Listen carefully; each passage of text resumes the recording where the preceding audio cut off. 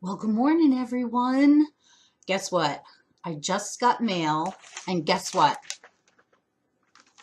I didn't open it. So, we're going to do an unopening of this lovely gift. I did cheat a little bit, and I cut the top, but I didn't open it. So, this lovely gift came to me from a student and client of mine in Manitoba. And oh my gosh, I'm so excited to open it. This is going to be hung um, in my practice room, which is right across the hall from the door behind me. I'm so humbled when I receive gifts. Um, I love to give gifts. I'm not always the best at mailing, but I do love to give gifts, and it's more difficult for me to receive. I think many of us are probably like that. Um, and the gifts that people make for me um, are particularly just humbling. So without further ado, I want to open this because I know what it is. I'm going to put it here so you can see it too.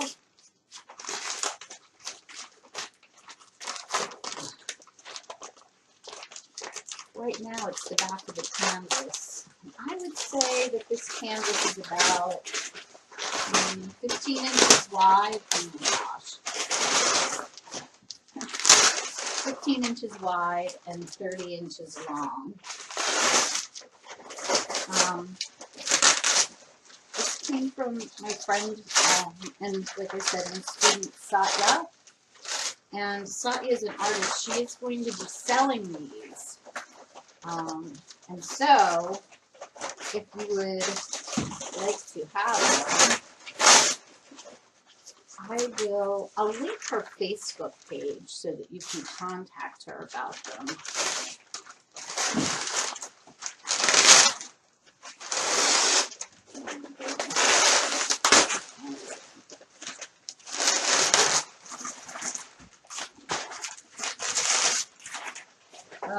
Tape on the chair. All right.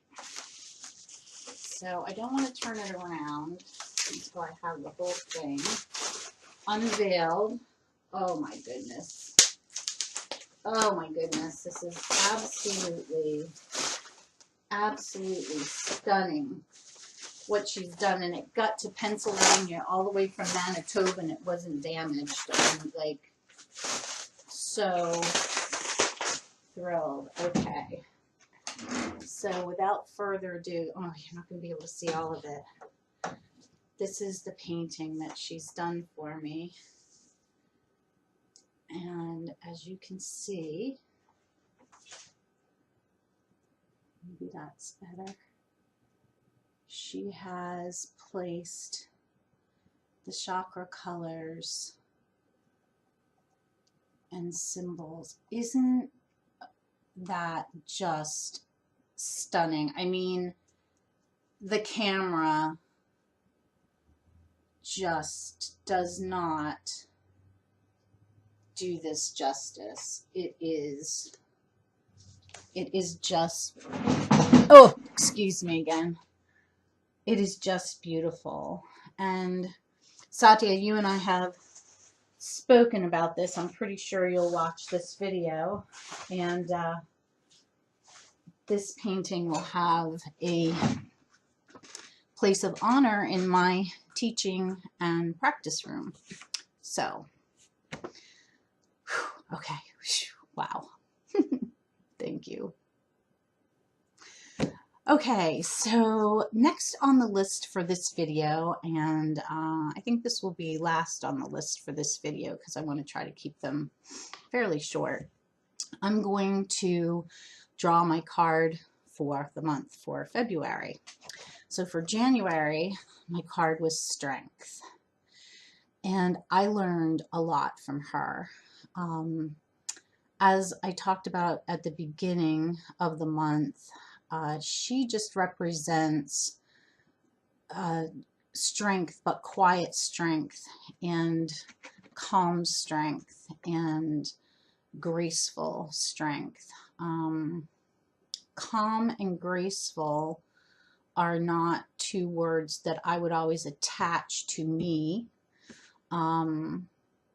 although calm more often now, but graceful not so much. I tend to be a person that says what they mean and means what they say, and that has sometimes gotten me into some trouble. So I'm trying to work on being more gracious or graceful or diplomatic, maybe, in the way I deal with things, and that has served me well. Strength. I think sometimes when we get the strength card, we tend to panic right away because we think, oh shit, if I've got the strength card, that means bad stuff's got to be coming my way. I don't think that's necessarily true. You know, we need strength every day, and physical strength and mental strength and emotional strength. I certainly have had my share of,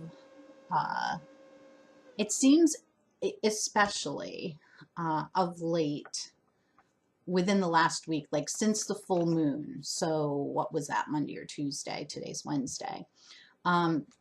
Lots of stuff with my older children calling me and saying, you know, oh my gosh, you know. So those kinds of things. Like yesterday, my goodness, I was sitting on the phone. No, I wasn't sitting on the phone. I was knitting, and my phone was literally, you know, and yeah, so Mark and Mr. Honey was sitting with me, and he said, "What is going on?" So yeah, that was pretty funny. Anyway, all right. So what's going to be my card for this coming month? What does Jilly need to learn in the month of February? What does she need to know about?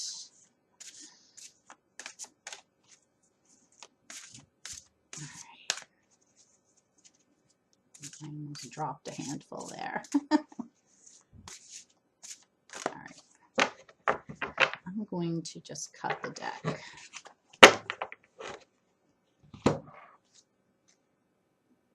Ah, the Princess of Pentacles. So the Princess is the page, and we talked about the pages a few videos ago. So the princess would be the queen's daughter. So the Queen of Pentacles is about being at home in material things, material wealth. She is educated. She is, well, in the Waite Smith deck, she's sitting in the middle of a garden. She's cultivated a beautiful garden. She's at home with the things that she has around her. And so the princess is just learning about these things. She's finding her way. She is, she's looking right at that pentacle, and she's wondering, you know, what does life have in store for me? What is my path? What is my the way in which I should go? So that's kind of interesting for me. I am thinking about that a little bit. I mean, my Reiki path, my teaching path, definitely. I am, you know, spot on with that. And this year I have made a commitment to finally receive the precepts in Buddhism.